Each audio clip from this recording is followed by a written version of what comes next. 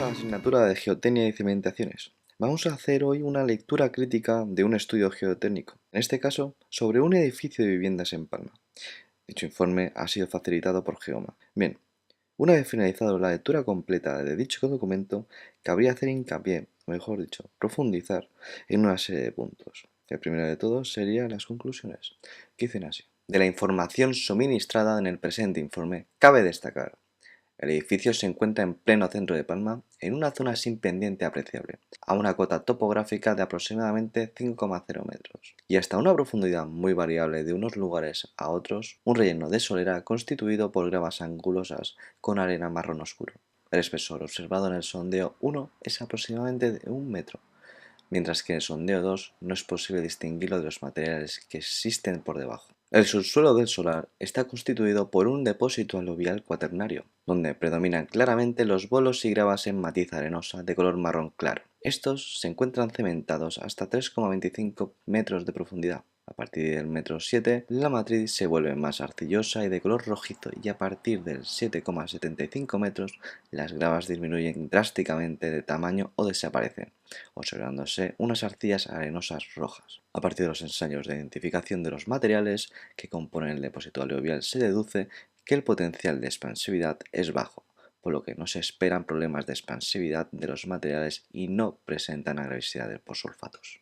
Las características, específicamente una, el volumen del terreno. Y eso hace que los asentamientos puedan ser cíclicos, puedan no ser siempre los mismos, y que podamos tener que por el hecho de que el volumen aumente, pues tener un retroceso del asentamiento. Y eso es bastante complicado bastante perjudicial para una edificación que quieras construir encima, porque que te vaya creciendo y decreciendo el asentamiento hace que te salgan muchas fisuras.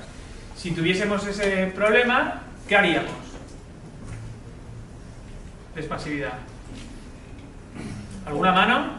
¿Qué hacemos cuando tenemos expansividad? Dime. Buscar el estatus resistente que está en el mayo. No. Dime. Una cimentación profunda. No tan profunda. Dime. Impermeabilizar. No. Lo dije en la clase pasada. No. Lo dije en la clase pasada. Solo hemos tenido una clase conmigo. La pregunta en sí es... ¿Qué haríamos si tuviésemos problemas de expansividad en el terreno? Arcillas expansivas. Yo no es por debajo de los 3 metros, ¿no? Sí, ya sé que lo estuviste. Pero lo que yo haría una losa. No. ¿Pero qué hacemos? ¿En qué sentido te refieres? ¿Qué pasa cuando tienes arcillas expansivas? ¿Qué hacemos? ¿Qué solución tenemos? No cimentar. No cimentar no es una solución para el cliente que se ha comprado un solar que vale una pasta. Casi acaba por 3 metros por debajo. Muy bien. Más o menos la expansividad se nota sobre todo cuando tenemos cambios de humedad.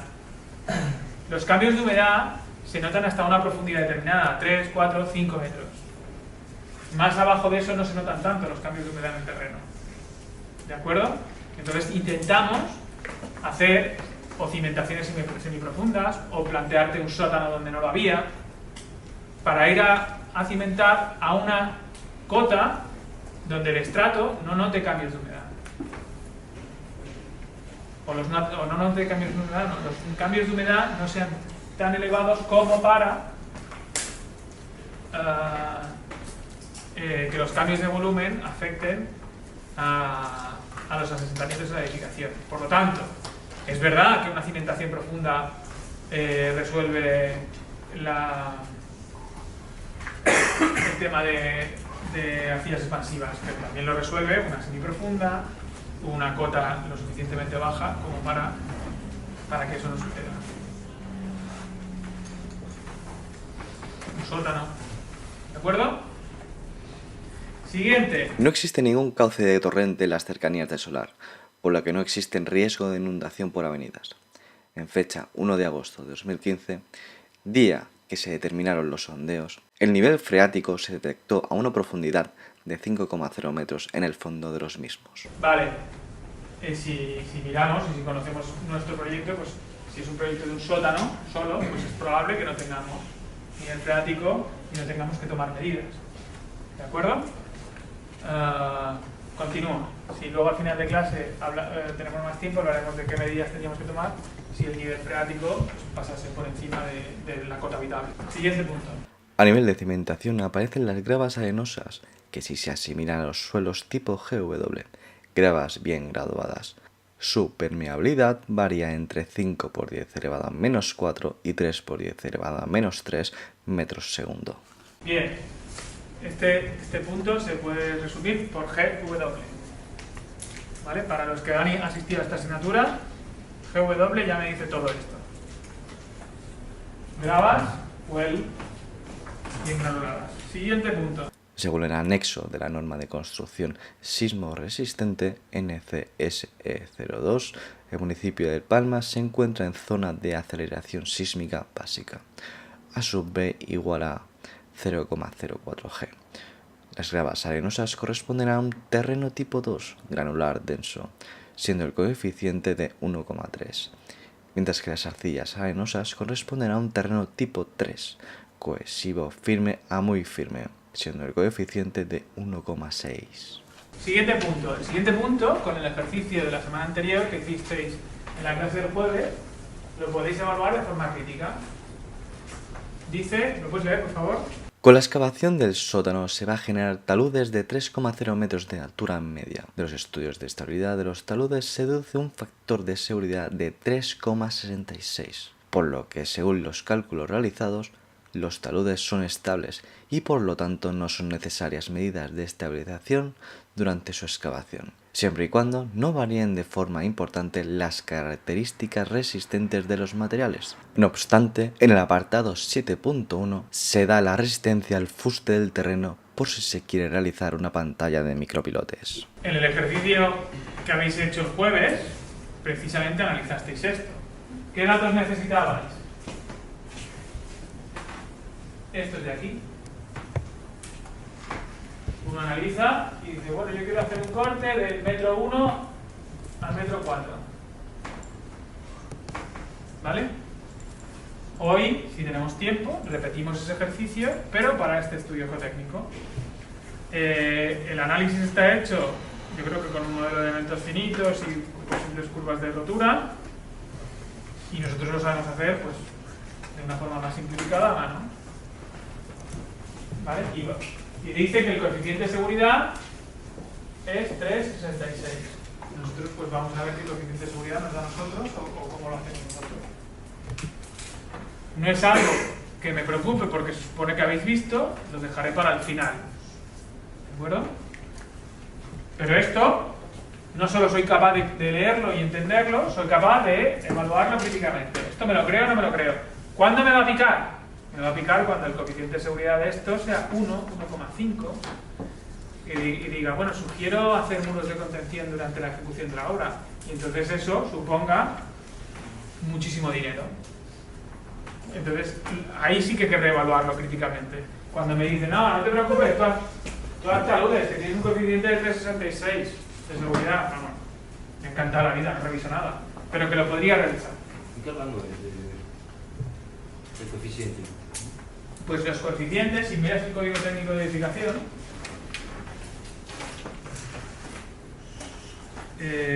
y lo abres en el apartado de cimentaciones, que es el que vamos a utilizar nosotros, tienes en la tabla 2.1 coeficientes de seguridad parciales. Y tienes hundimiento, deslizamiento, vuelco, estabilidad global, etc. Bueno, pues ahí tienes unas mayoraciones de las resistencias y unas mayoraciones de los materiales. El uno partido del otro tiene que darte algo así. Porque claro, esto es a cero, sin coeficientes. Pero vosotros sabéis que los materiales los dividimos por la resistencia al material característica, la dividimos por el coeficiente de resistencia del material y la solidificación característica la multiplicamos por el coeficiente de mayoración de acciones.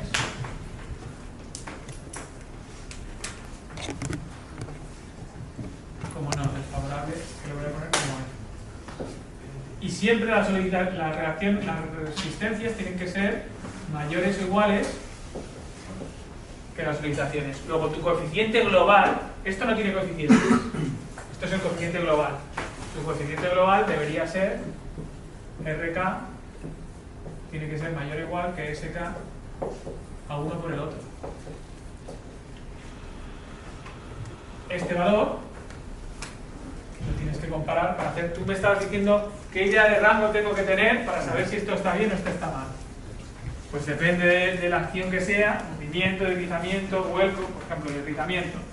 Pues aquí tienes gamma sub R que vale 1,5. Perdón, que lo llama sub R. Aquí, y este lo llama sub R. 1,5 y el otro vale 1. Bueno, pues si más o menos es más de 1,5, 1,8, pues ya. ¿Me explico? En este caso. ¿Alguna duda más?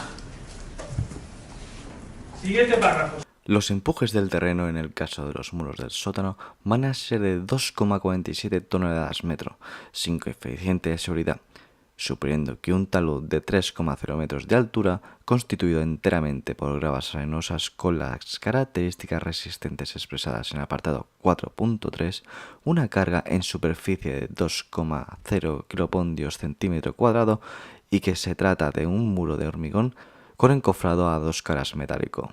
Bueno, este comentario, pues precisamente podemos ser mucho más críticos que casi cualquier otro, porque nosotros a priori sabemos más que el que hace el informe geotécnico sobre empuje del terreno, o deberíamos saber igual, ¿vale? De hecho, este valor lo da Geoma, en general no te lo dan, porque tú ya sabes que con el ángulo de rozamiento, la cohesión, tú eres capaz de sacar el empuje. ¿De acuerdo? Por otra parte, un muro encofrado 2 caras no va a tener exactamente las mismas características del terreno detrás. Porque si tú encofras a 2 caras es que estás vaciando por el otro lado. Este es el muro, un encofrado, otro encofrado y este es el terreno. Entonces, tú si encofras a 2 caras es que aquí hay una persona. Luego, tú no vas a rellenar exactamente con las mismas características del terreno que hay aquí. Luego, ya lees el párrafo y te das cuenta de que, bueno, no es que esté mal hecho, pero bueno, es meramente informativo. Para que suceda eso, tú tienes que, para que se cumpla la premisa de que no se modifiquen las características del terreno, tienes que encofrar una cara y contra el terreno, para que no se modifiquen las características del terreno. ¿Me explico? Entonces, ¿qué empuje tendría este terreno? Pues muy sencillo, yo cojo las tensiones verticales. Él dice que tengo una sobrecarga de 2 kilos centímetro cuadrado. 2 kilos centímetro cuadrado. Esto pasado a kilonewtons metro cuadrado, ¿cuánto es? Pues multiplico 100 kilogramos, aproximadamente 1 kilonewton, suponiendo la gravedad a una velocidad de 10 metros segundo cuadrado en vez de 9,8. Por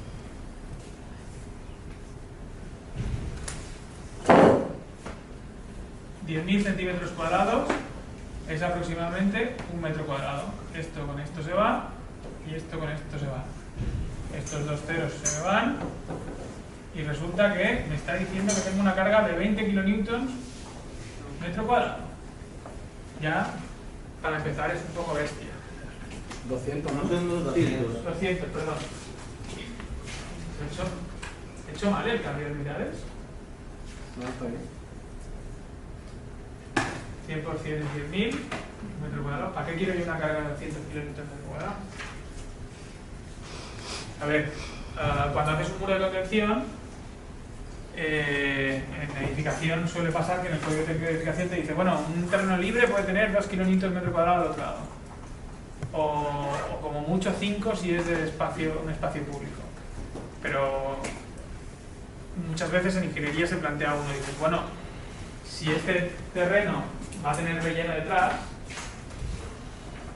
si yo hago un muro de contención y lo primero que voy a tener es relleno, imaginaos que tengo que rellenarlo, porque pongo gravas para el tubo DRE, encofro 2 caras, etc. La primera carga que voy a tener, aquí encima o aquí encima, es la del camión, que va a traer el relleno. Entonces, la primera carga que voy a tener va a ser del orden de 10 kilonewtons metro cuadrado, que ya es importante, es una barbaridad. Bueno, es una barbaridad, es bastante importante, de ese orden. Entonces mucha gente calcula los muros encostados a una cara que van a ser rellenados ya solo con una sobrecarga de 10 kilonewtons metro cuadrado, que es el supuesto camión que va a cargar, que va a traer ese relleno, ¿de acuerdo? Que va a mover esas tierras. Claro, 10 kilonewtons metro cuadrado, hay mucha gente que dice, no, yo no pongo esta carga porque no va a suceder, porque encofra una cara, no sé qué, bien. Pero de ahí a 200 kilonewtons metro cuadrado, yo diría que en este geotécnico puede ser que haya un error. Porque 200 kilonewtons metro cuadrado son 20 toneladas metro cuadrado. 20 toneladas metro cuadrado es una columna de 20 metros de agua encima del terreno, por cada metro cuadrado. Bien, pues lo que os quiero decir es que probablemente este análisis no sirve para nada. ¿Quién quiere saber cuánto empuje voy a tener con una sobrecarga de 20 kilómetros metro cuadrado detrás, de 200 kilómetros metro cuadrado detrás, perdón? Bien, este punto, pues... Y sin embargo yo sé cómo calcular el empuje. El empuje primero calcularé las tensiones verticales, que las tensiones verticales voy a tener una inicial más la densidad por la profundidad, esto van a ser las tensiones verticales, lo voy a multiplicar por K sub A, si es que es un empuje activo, y voy a tener un régimen de empujes. Ese régimen de empujes puedo sacar su centro de gravedad y el valor total de los empujes. Esto, para los que hayáis visto algo de los temas que hemos dado, pues lo entenderéis enseguida. Los que no, estoy hablando chino mandarín. Siguiente punto. Tal como se comenta en el apartado 7.3, no existe riesgo de rotura del fondo de la excavación. Por todo lo anterior, la cota proyectada de cimentación, unos 3,0 metros por debajo de la solera de la planta baja, es adecuada, siempre y cuando se apoye sobre las gravas arenosas y la carga admisible de trabajo no sea superior a 4,5 kilopondios centímetro cuadrado para zapatas.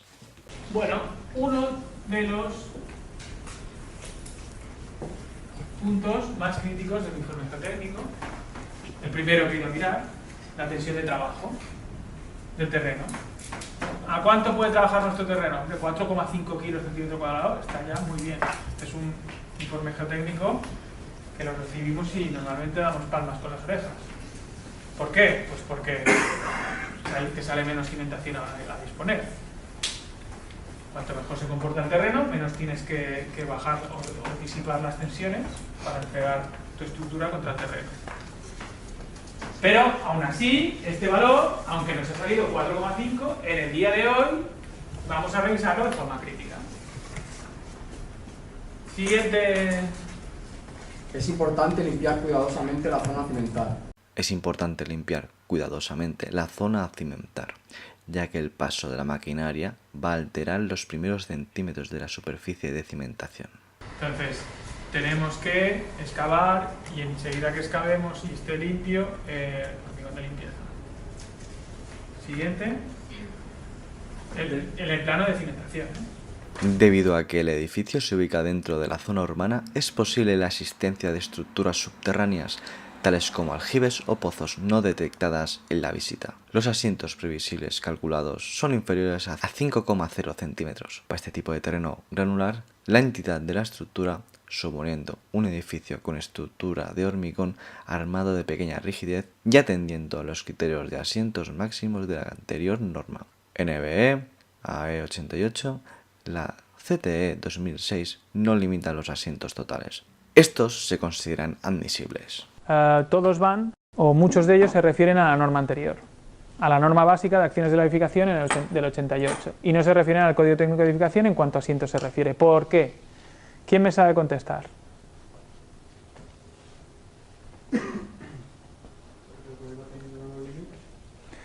Porque el Código Técnico no limita los asientos absolutos. ¿Cuál es el problema de la Torre de Pisa?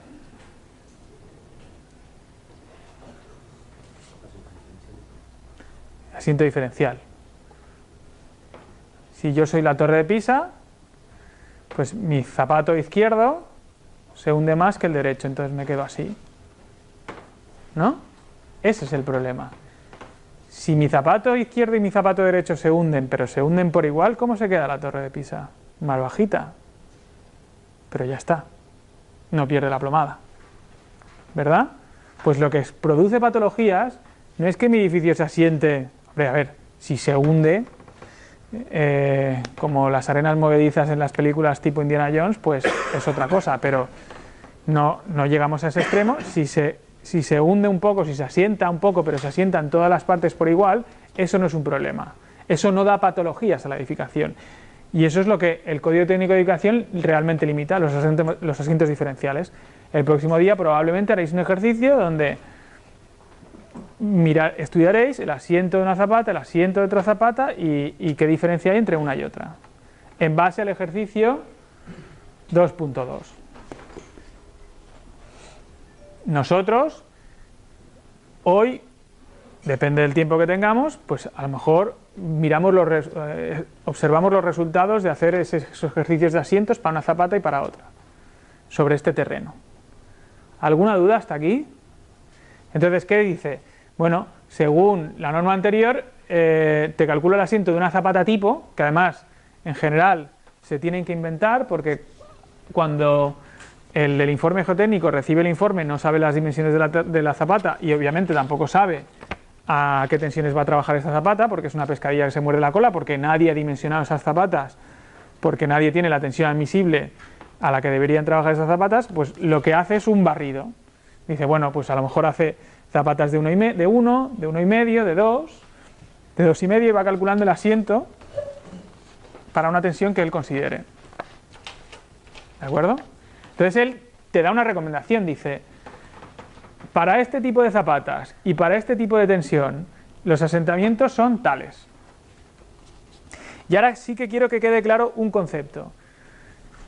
En los estudios geotécnicos, vosotros que habéis dado estructuras 1, 2 y 3, al final son como el resto de estructuras.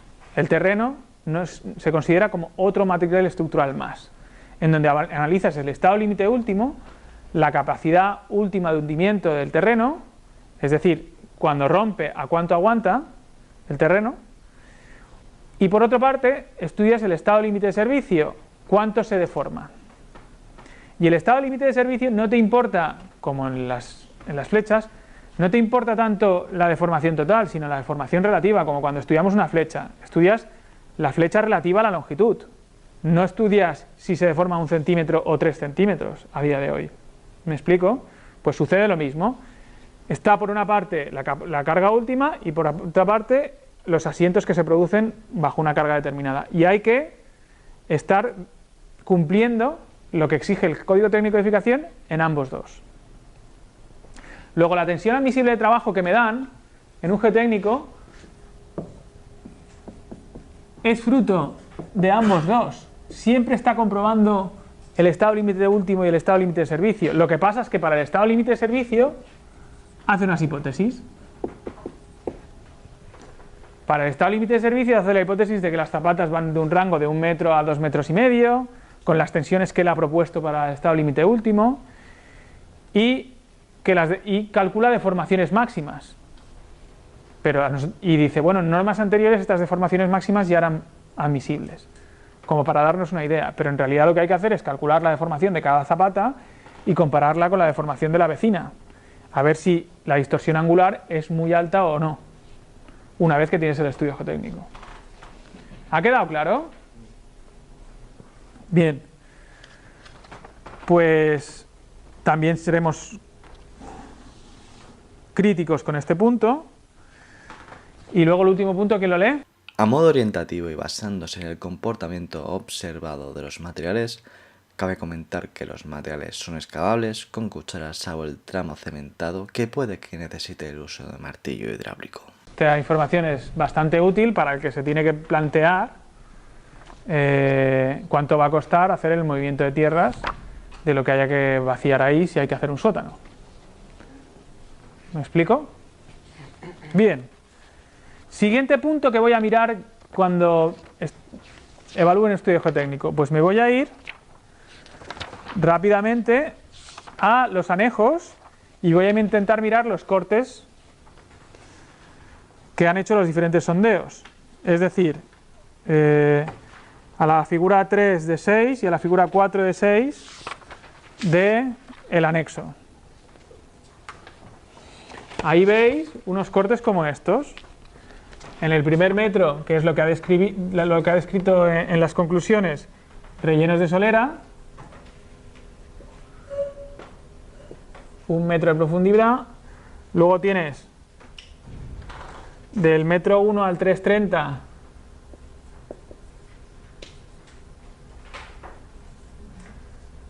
bolos y gravas parcialmente encostrados, aquí lo simplifico como GW, y gravas arenosas, que también lo simplifico como GW, hasta 7 metros. Luego a partir de aquí ya tienes gravas arcillosas o arcillo-arenosas y arcillas. Yo aquí simplifico y digo que tenemos arcillas. ¿Cuál es la simplificación de arcillas? C. El límite líquido ahora mismo no lo sé, pero bueno, pongo CL, sí, límite líquido bajo. En el otro corte tengo algo similar, un terreno intermedio que no describe, por lo que de aquí hasta el metro 7 prácticamente tengo este tipo de terreno. ¿Me seguís? Además, a los lados, más allá, tengo diferentes numeraciones. Tengo aquí una numeración que pone 8, 19, 23, 26, 33, 36, etcétera. ¿Los veis o no? ¿Estos números qué son? ¿Quién me lo dice?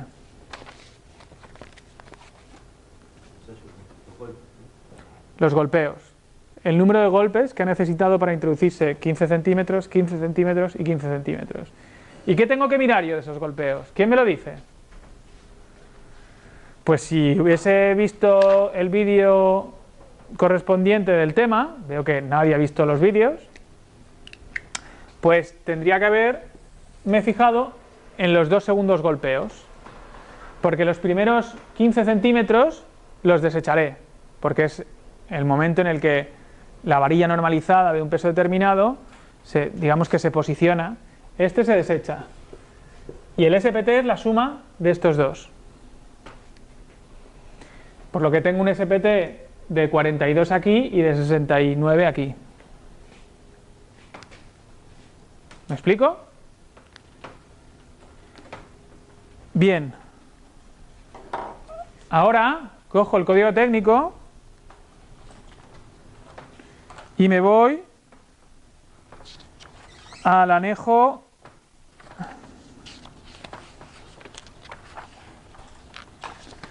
D, la figura D1 del anejo D.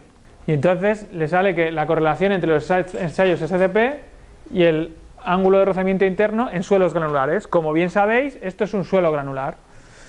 Este anejo está muy bien para ir cotejando si los valores que me salen en mi geotécnico son de un rango adecuado o no.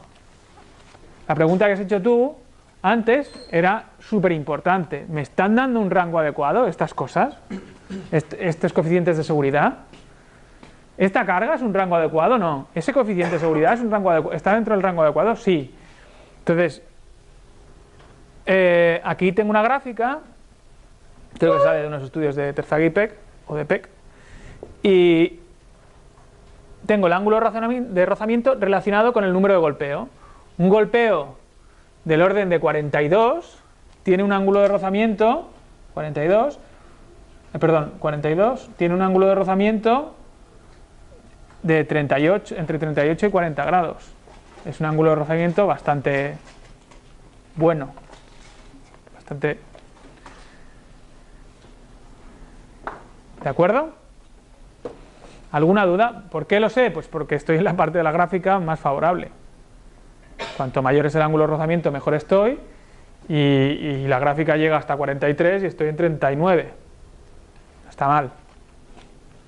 ¿Dudas, ruegos, preguntas? Bien. Entonces, la idea que tengo de este terreno es que el terreno es relativamente bueno. Otra cosa que tengo que mirar es la figura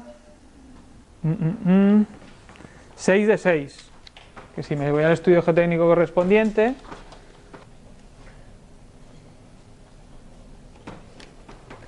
cuando veo esto, sé que esto es un sondeo y sé que esto es un sondeo. ¿Por qué? Porque hay identificación de los materiales. Tengo extracción de material y sé que aquí me está definiendo bolos y gravas parcialmente encostrados y bolos y gravas parcialmente encostrados. Esto es lo que se ha encontrado en el sondeo 1 y esto es lo que se ha encontrado en el sondeo 2. ¿Y qué es esto? ¿Quién lo sabe? Cuando veáis el vídeo que tenéis que ver mañana, os daréis cuenta que esto es un ensayo de penetración superpesada. Este ensayo de penetración me va dando resistencias y esto no es más que el número equivalente del golpeo, el SPT, traducido a SPT, de este ensayo. Entonces, si os fijáis, tengo valores de SPT bastante elevados hasta esta cota, y en esta cota incluso tengo rechazo. ¿Me explico? Si me acerco, todavía más se ven los valores 42, 38, 42, 30, 42, 44 y ya no sale nada más. No tengo rechazo, perdón, en el último. El rechazo es el 50. Pero lo que sí que quiero que veáis es que solo con esta lectura, dado que ya ha hecho 2 sondeos, el que ha redactado el informe geotécnico ya identifica este estrato como el relleno de solera, o los rellenos varios, y este estrato como los bolos y gravas parcialmente encostrados. ¿Me explico? ¿Veis que hace esta línea que dice, bueno, este sería mi corte, este estrato sería así y este estrato aproximadamente así? ¿Me seguís? Si me voy, ¿este corte dónde sería? Si me voy en planta, pues sería el corte que pasa por estos 3 puntos a la vez, que han hecho un sondeo aquí, un penetrómetro aquí y un sondeo aquí. Bien, ¿qué más? Dime. Cuando analizas el terreno de una parcela, ¿cuántos sondeos te suelen hacer? Muy buena pregunta. Eso está tipificado en el Código Técnico de Edificación. En el Código Técnico de Edificación, esto os lo explicará Borja, pero bueno, en cualquier caso, lo tocamos ahora un momento, hay una distancia mínima entre sondeos. Si miras el Código Técnico de Edificación, distancia máxima entre puntos de reconocimiento y profundidades orientativas. Esto es la tabla 3.3. Según el tipo de construcción, C0, C1, C2, C3, C4, las construcciones están tipificadas justo antes. Construcciones de menos de 4 plantas y superficie construida inferior a 300 metros es una C0. C1 son construcciones de menos de 4 plantas, C2 son construcciones entre 4 y 10 plantas, etc.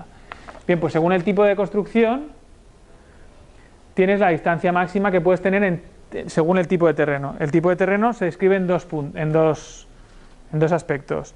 Terrenos favorables, aquellos con poca variabilidad y en los que en la práctica habitual en la zona es de cimentación directa mediante elementos aislados. Probablemente nuestro tipo es tipo 1. Y depende de la edificación que hagamos, es C0 o C1 o C2. Bueno, pues según la edificación sacas la distancia máxima entre sondeos. Y esa distancia te tiene que cubrir todo el terreno. Tú tienes que hacer, en este caso, 3 circunferencias, porque hemos hecho, entre comillas, 3 sondeos, ahora verás. Y con esas 3 circunferencias, pues recoger toda la superficie del terreno. La profundidad, pues dependiendo. ¿De acuerdo? Pero también puedes sustituir un tanto por ciento, ¿no? Sí, luego lo que iba a decir es que puedes sustituir un tanto por ciento de los sondeos por, en este caso, se ha hecho por un ensayo de penetración superpesada.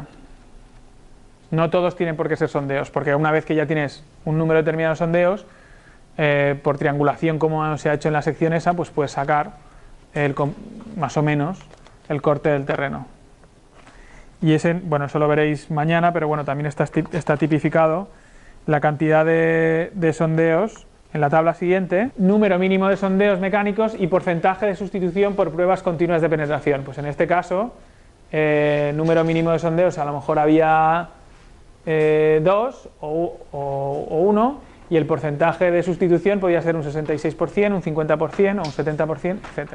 Claro, el que hace el informe geotécnico, cuando ve esto, cuando ve la recuperación del material, con cierta experiencia ya sabe que a partir de 7 metros este material es arcilloso, a partir de aquí ya es bastante arcilloso, cada vez es más arcilloso, como nos describe, y antes es granular. Vale, si es granular, entonces Bueno, el SPT se puede hacer en todas partes. Lo que pasa es que para sacar la resistencia de un terreno arcilloso puedes hacer ensayos en el laboratorio porque es cohesivo y puedes sacar una muestra inalterada. Pero en suelos granulares no puedes sacar una muestra inalterada. Entonces, porque tú como saques grava, aunque esté a mucha profundidad, si la sacas ya se te desgrana. Entonces no es el material que tú tienes ahí. Entonces, ¿cómo se hace? Pues por experiencia y de forma indirecta se hace un SPT y correlacionas el valor del SPT o del ensayo de penetración superpesada o el que sea con el tipo de material que tienes y sacas una tensión admisible del terreno o un ángulo de rozamiento del terreno. Bien, una vez que hemos visto el corte del terreno, que ya nos hemos hecho una idea, que ya sabemos además qué perfil tiene cada uno de los estratos, pues lo que nos vamos a mirar, o que yo miraría, sería en este caso el apartado 4, características de los materiales del subsuelo. Y veis que hay dos tipos de estrato, lo he clavado bastante, el GW y el CL. GW es las gravas bien granuladas y el CL, que son las arcillas con límite con plasticidad baja, ¿vale? Y eso lo tenéis en el cuadro que está en la página 8. ¿Por qué las gravas no pueden tener expansividad? Pues porque porque tienen mucha permeabilidad y porque no son arcillas, para empezar.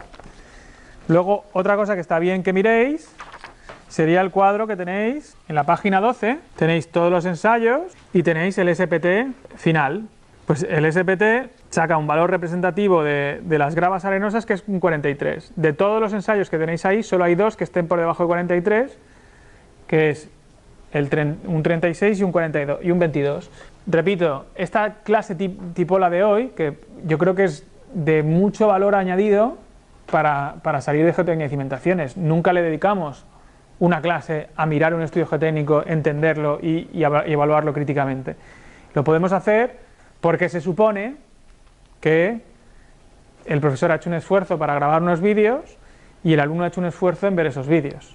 No sé cuánta parte de aquello tenemos, pero tenemos que intentar aprovecharlo. ¿Veis? Aquí están los valores del SPT y el valor que considera representativo el que hace el informe. Como veis, tenéis solo un valor que está por debajo de ese valor aquí, que está a una profundidad de 3,8 metros, que es el SP3 en el sondeo 2. Si os vais a los cortes que hemos visto antes, veréis que en el sondeo 2, que es este de aquí, a una profundidad determinada, los dos últimos valores suman 22. Bien, aún así, el que realiza el informe ha considerado que un SPT representativo es 43 para este estrato y para este 14. Si os fijáis, tenemos un terreno bastante resistente y rígido y luego debajo un terreno menos resistente. ¿Supone esto un problema? ¿Quién me contesta? ¿O cuándo puede suponer un problema? Cuando el bulbo de presiones sea significativo a la altura donde está la altura. Cuando el bulbo de presiones sea significativo en este estrato de aquí. Si mi bulbo de presiones, si yo hago zapatas que en los 7 primeros metros ya prácticamente hayan disipado toda la tensión, pues no me tendré que preocupar. ¿Me explico? ¿Sí? ¿Cuándo puedo tener un problema? Si hago dos sótanos. Si hago dos sótanos, tengo un problema, porque no solo hago dos sótanos, sino que además luego enseguida, a 1 metro después de los dos sótanos, o justo debajo de la cimentación, tengo este terreno. Y entonces ahí sí que tengo un problemón. ¿Por qué? Me tendré que ir a hacer una cimentación. Para empezar, estos sondeos no me serán suficientes, porque tendré que tener más representatividad. No puedo tener solo 3 metros debajo de la cara de donde vaya a disponer la cimentación. A lo mejor me tengo que hacer una cimentación profunda a partir de ahí. Bien. ¿Qué punto voy a mirar después? El cuadro de la siguiente página, que es este cuadro de aquí, que me da las características más o menos medias o importantes de los dos estratos, las gravas, GM, y las arcillas arenosas, CL. Cohesión sin drenaje, 0,43 kilopondios centímetro cuadrado. Ángulo de rozamiento interno, 36 grados. Peso específico en seco, 2,08 toneladas metro cúbico. Sumergido, 1,15. Saturado, 2,15. Módulo de formación, 400 kilopondios centímetro cuadrado. Módulo de Poisson, 0,25. Coeficiente de balasto, K30, en kilopondios centímetro cúbico, 15. Del mismo modo, tengo todos los datos de abajo. ¿Cuáles son los datos críticos? Bueno, pues el ángulo de rozamiento es crítico. Si yo miro este ángulo de rozamiento y miro el anejo D, la figura de punto 1, ¿qué valor característico o representativo sacaba del número de golpeos? El cuadro que nos ha dado el estudio geotécnico. ¿Cuál es el número de golpeos característico de este estrato, el GW? 42, 43, ¿verdad? 43 anda por aquí. ¿Qué ángulo de rozamiento voy a tener? 39, 39 con algo. ¿Qué ángulo de rozamiento me está proponiendo? 36. Bueno, poco por el lado de la seguridad, pero bueno.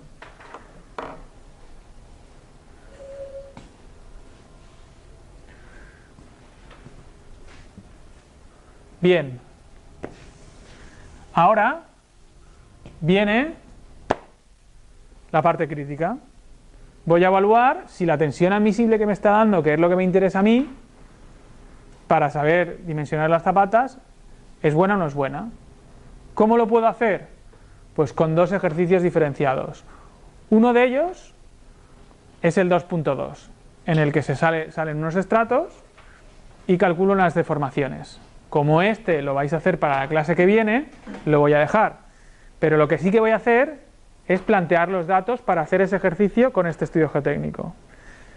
Para este estudio geotécnico tengo aproximadamente que los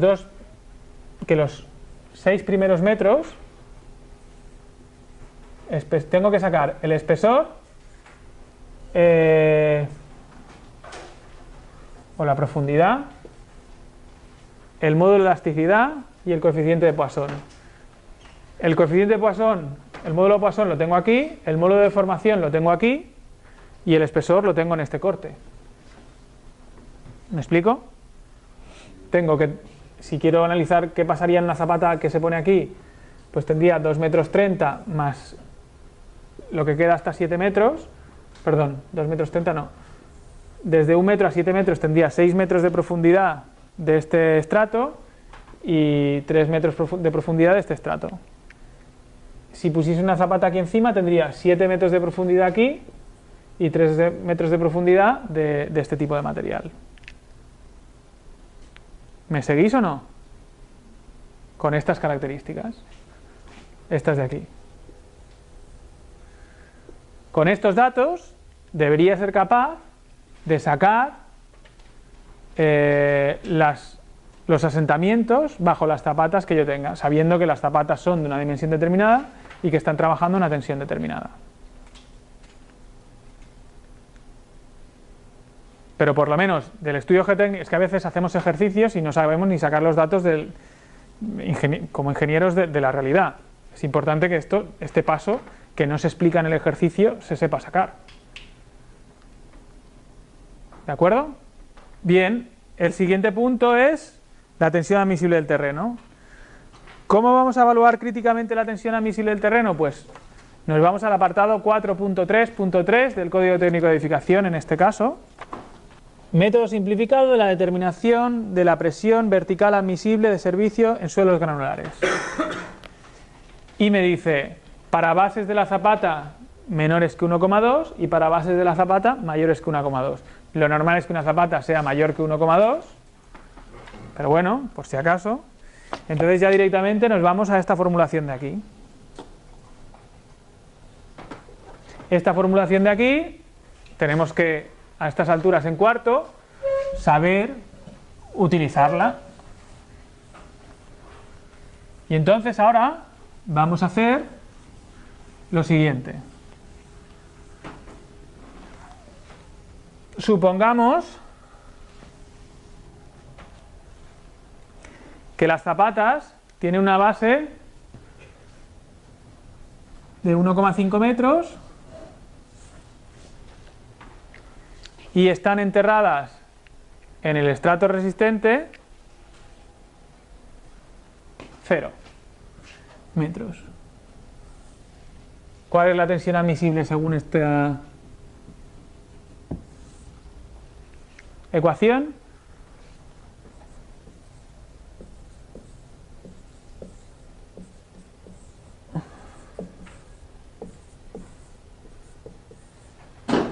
Una, dos, tres, cuatro, 5, 6 filas. Cada fila va a tener unos datos diferentes.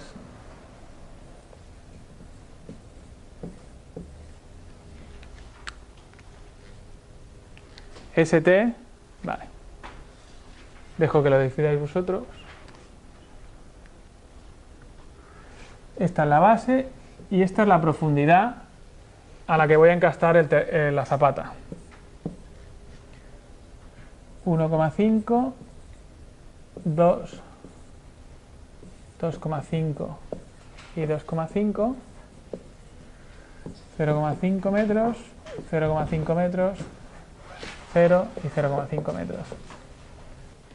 Entonces, con este método aproximado tenemos que calcular la tensión admisible. Recomendación: tenéis un ordenador delante, tenéis un Excel, ya los ejercicios hago uno a mano, pero si me van a pedir 6 resultados, yo solo tengo que cambiar estas variables y hacer 6 filas. Si lo hago en una fila y luego cambio los resultados, tengo los resultados de todo. Luego, recomendación: hacerlo en Excel. Todos los cálculos que hagamos en las clases de estos lunes, al final me interesa que seáis buenos profesionales. Y entonces me interesa que no solo sepáis hacer cálculos, sino que sepáis hacer una hoja de cálculo para facilitar el tema. 0,48 kilonewton metro cuadrado, pasado a kilos. Te doy hasta que pregunte la siguiente. ¿A vosotros os da lo mismo? No habéis terminado. ¿A vosotros? 0,62. 0,62.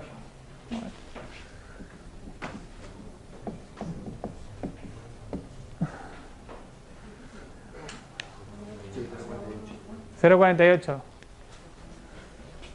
Tenemos una coincidencia aquí. ¿Alguno más?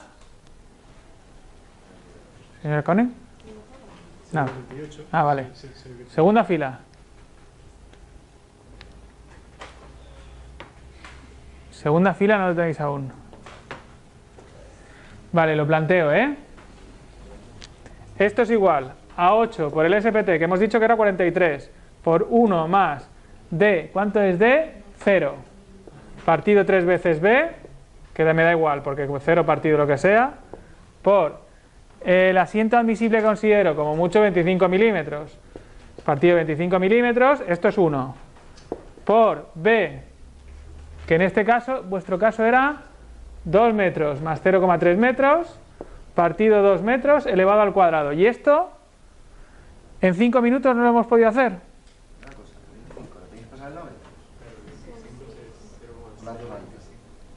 No, porque este 25 está en milímetros. Además lo pone aquí, asiento total admisible en milímetros. Cuando pone en milímetros, se refiere a que hay que ponerlo en milímetros. O sea que vosotros tenéis que multiplicar por 1000, ¿no? La solución. La B sería 1,5 ahí. Perdón, 1,5 aquí, la B, sí. Bueno, no, en la fila 2 es 2. Vosotros tenéis otros datos. ¿Vale? La fila 2 tiene los datos de la fila 2. Fila 3, ¿cuánto ha salido? 550, que pasado aquí los centímetros cuadrados. ¿Perdona?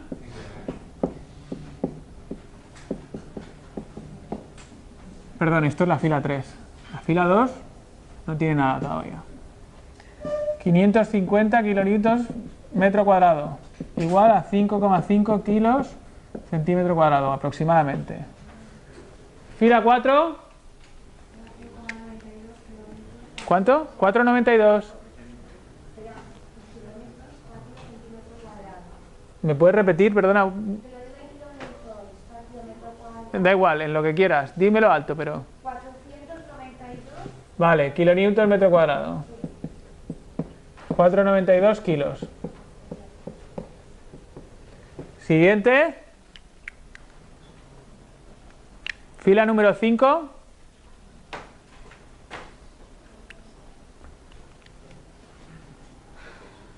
La fila número 5, después del rapapolvo que le he metido a la 2, que se hace así, solo tenéis que sustituir aquí los datos. ¿Todavía no lo habéis hecho? 3,09 en kilos. ¿Y fila 6?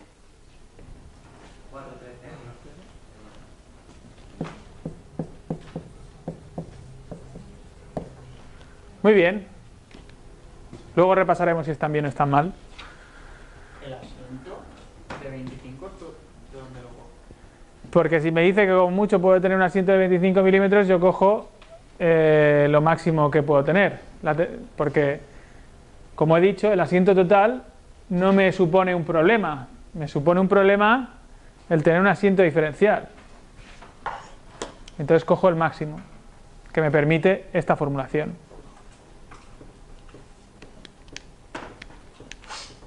Porque si cojo un asiento de 1 milímetro, pues tendré esa capacidad admisible dividida entre 25. Está esta forma de mirarlo, pero también está la forma todavía más precisa, que si habéis estudiado y habéis visto los apuntes, el proceso de rotura por falla general hace una cosa así. ¿Es verdad o no? Y de hecho en los apuntes sale, o en las clases sale, cuánto predijo Terzaghi de cuánto aguantaba esto a hundimiento por esta falla de rotura, falla general. Y en el código técnico de edificación, en vez de estar el método simplificado, si me voy al punto anterior, justo anterior, tengo el método general, determinación de la presión de movimiento mediante métodos analíticos, expresión analítica básica, y tengo esto de aquí, que es parecida a la de Terzaghi, pero con muchos más coeficientes. Pero está basada en n sub c, n sub q y n sub gamma. Para los que hayáis visto los vídeos, se supone que os tiene que sonar esta formulación y tenéis que poder sacar esta formulación. Por de pronto, estos valores dependen de la resistencia al corte de esta superficie de aquí. Y la resistencia al corte de esta superficie de aquí depende fundamentalmente del ángulo de rozamiento y la cohesión. Será lo que se oponga a que esta superficie deslice con respecto a esta. El ángulo de rozamiento y la cohesión.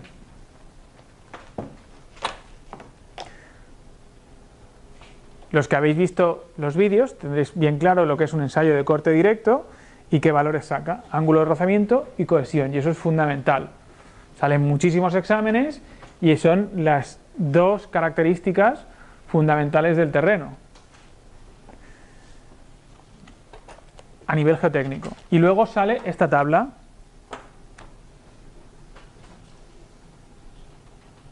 que sería un poco el resultado de esa formulación para determinados valores. Para ángulos de rozamiento, en nuestro caso, ¿qué ángulo de rozamiento tenemos? Del orden de 36, ¿verdad? Cohesión, hombre, tenemos cohesiones más altas que estas, pero nos pone cohesión 0. Bueno, nosotros tenemos una cohesión bastante más alta que esta, por lo que si cogemos estos valores de aquí, estaremos por el lado de la seguridad. Luego tenemos B partido L igual a 1. ¿Eso qué significa? Que la zapata es cuadrada. B es una dimensión de la zapata, L es la otra dimensión. Si la zapata es cuadrada, es 1. D en metros, es decir, la profundidad a la que excavo la zapata, porque si los que habéis visto los vídeos ya sabéis que esta zapata aguanta menos que esta misma zapata en el mismo terreno. Porque su superficie de fractura, esta, sería esta de aquí hasta aquí. En esta tengo menos superficie de fractura y además, cuando este suelo quiere deslizar, en este sentido, tiene más peso aquí encima. Todo este peso hace que la fuerza de rozamiento sea mayor. ¿Por qué? Porque este peso multiplicado por el coeficiente de rozamiento hace que la fuerza que evite este deslizamiento debido al rozamiento sea mayor. Entonces, esta zapata tiene que soportar más que esta. Y esto lo tendríamos que ver en estos resultados de aquí. Los resultados que tienen de 0,5, como por ejemplo este, debería ser mayor que este, que no lo tenemos, y este debería ser mayor que este, que probablemente es 4,8, por el cambio de unidades que esté mal. Y este es mayor que este de aquí. ¿Lo veis o no? ¿Sí? ¿Estáis mirando las comparaciones? ¿Sí? ¿Hay alguien que no? Bien, pues entonces nosotros por el lado de la seguridad cogemos que tenemos profundidad 0 y con este ángulo de rozamiento y profundidad 0 me sale, esto está en kilonewtons metro cuadrado, por lo tanto me sale 4,25 kilos centímetro cuadrado.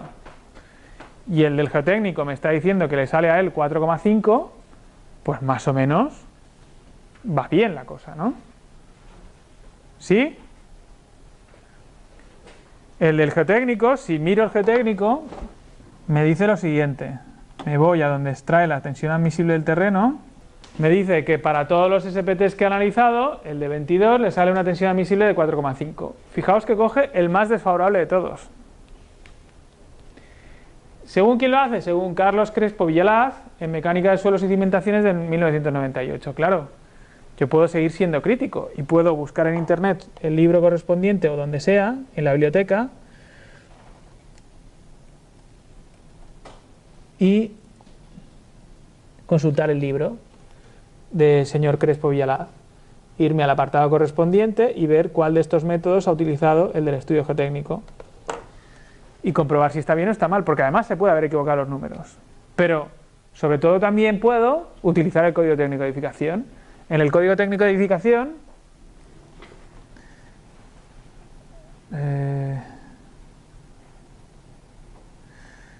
tengo estos valores que son la solución de esta fórmula de aquí. Pero esta fórmula de aquí me la puedo introducir en un Excel y puedo evaluar qué resultados da.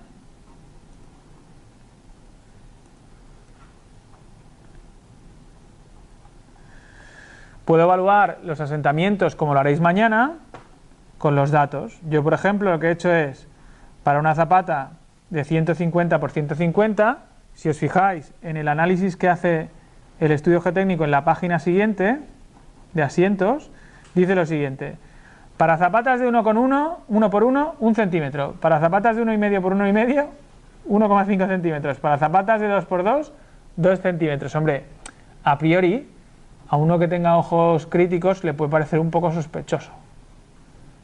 Es como ¿no?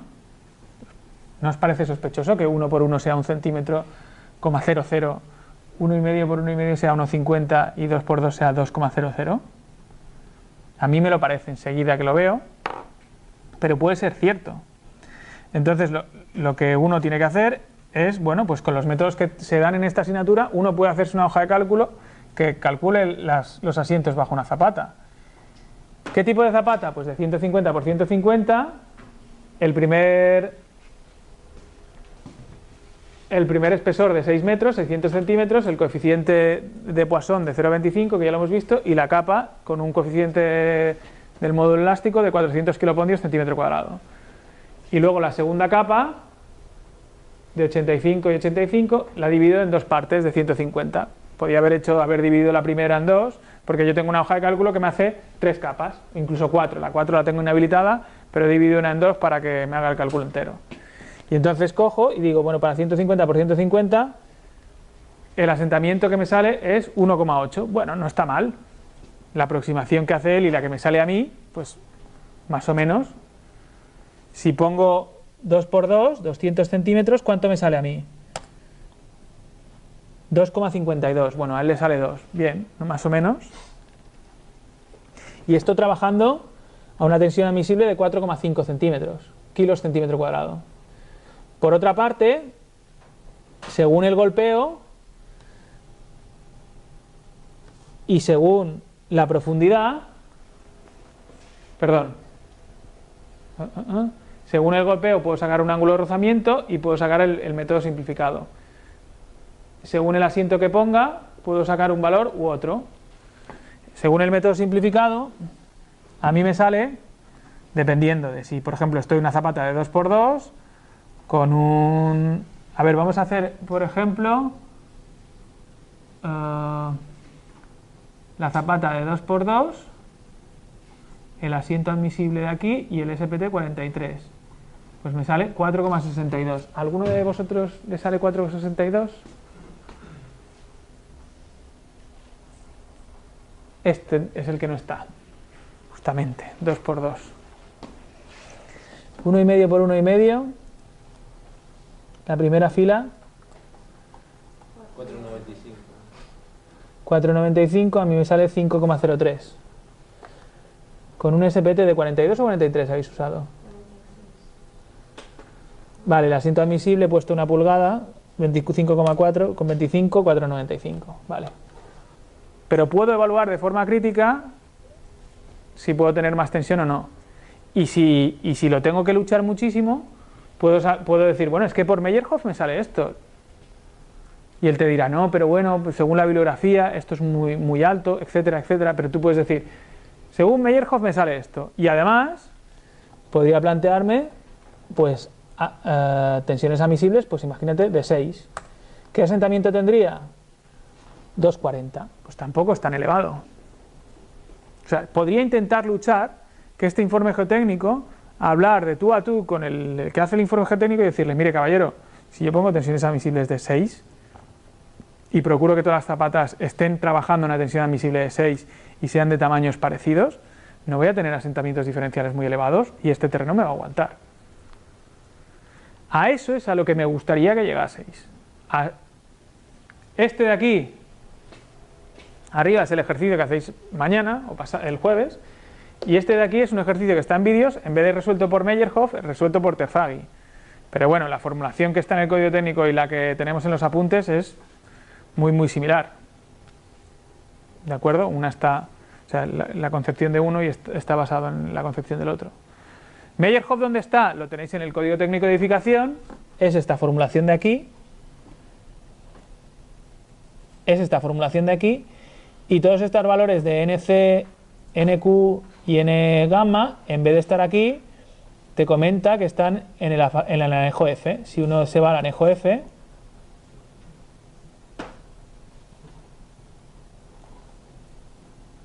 pues le empiezan a salir los valores de NQ, NC y N gamma. Y esto es rápido de implementar en una hoja de cálculo. ¿Dudas, ruegos, preguntas? Yo en general, ¿hasta dónde llego en los estudios geotécnicos? Llego hasta aquí. Hasta leérmelo y decir, vale, dimensiono de esta manera o de esta otra. Pero te puede pasar que alguien haya metido la pata en la cimentación, o que haya muchísimo interés en reducir los costes de cimentación o de excavación. Bueno, cuando pasa eso, ya un técnico coge y se lo estudia bien y se sienta de tú a tú con el que ha redactado el informe geotécnico. ¿Me he explicado? ¿Dudas, ruegos, preguntas?